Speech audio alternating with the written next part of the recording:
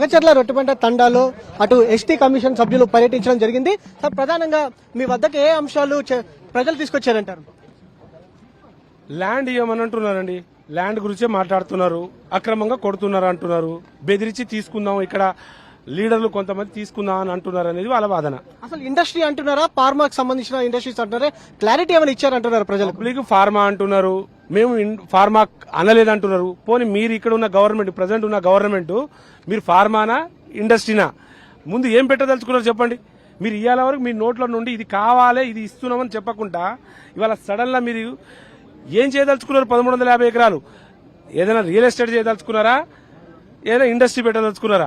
ముందు ఇది క్లారిటీ ఇచ్చినాకనే మాట్లాడండి. సాధారణంగా కలెక్టర్ కి సెక్యూరిటీ ఉంటుంది, కానీ ఈ యొక్క పర్యటనకు వచ్చినప్పుడు సెక్యూరిటీ లేదు. ఎందుకు లేదని చెప్పి మీరు భావిస్తున్నారా? అటు సిఎస్ గానీ డీజీపీకి గానీ ఏమైనా ఆదేశాలు ఇవ్వడం జరిగిందా రిపోర్ట్ కు సంబంధించి? కలెక్టర్ గారు ఒక నార్మూల గ్రామీణ ప్రాంతాల నుండి వచ్చినోడు, ప్లస్ ఒక పీఓగా పనిచేసినోడు కాబట్టి గిరిజన బిడ్డల పట్ల మొత్తం తెలుసు. నేను చేయగలుగుతా అనుకున్నాడేమో, కానీ ఈ పూర్తి వైఫల్యం ఏంటంటే డిపార్ట్మెంట్ది. మీ ఇంటెలిజెన్స్ వ్యవస్థ ఏం చేస్తుంది, ఇక్కడ ఏం జరుగుతుంది, ఏం చేస్తున్నారు, ముందు ఇంటెలిజెన్స్ లేదా? మరి 1350 ఎకరాలు మీరు ల్యాండ్ పూలింగ్ చేయదలుచుకున్నప్పుడు మీరు ఇక్కడ ఏం జరుగుతుంది? కలెక్టర్ తిరుగుతున్నాడు, లోకల్ మొత్తం అన్ని డిపార్ట్మెంట్లు పోతున్నాయి. వాళ్ళను గత 15 రోజుల మీదే ఒకసారి కొట్టిరని చెప్తున్నారు, ఓ మనిషిని పట్టుకున్నారని చెప్పారు.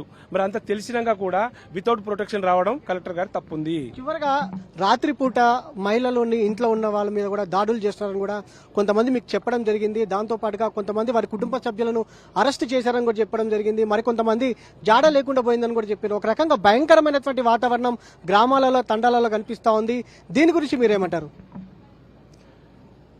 ఇక్కడ జరిగిన సంఘటన దురదృష్టకరం.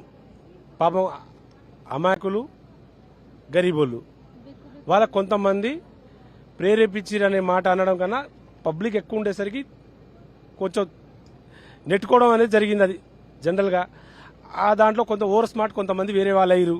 దానికి గిరిజన బిడ్డలకు ఏమాత్రం సంబంధం లేదు. మరి గిరిజన బిడ్డలను అరెస్ట్ చేయడం దుర్మార్గం, అది తప్పు. మళ్ళీ చేస్తా అని చేస్తున్నాడం కూడా తప్పు. చాలా మంది అరెస్ట్ చేయడం అనేది చాలా పొరపాటు. ముందు ఇక్కడ ఉన్న గిరిజన బిడ్డలని, అమాయక బిడ్డలందరూ రిలీజ్ చేయండి. మీకు ముందు ల్యాండ్ పూలింగ్ అయ్యి రేపు మీరు ఏమైనా చేయదలుచుకుంటే ముందు రిలీజ్ చేయండి, లేదంటే కాదు. నేను ఆల్రెడీ రిపోర్ట్ కూడా మాట్లాడానండి, రిపోర్ట్ అడుగుతున్నాను.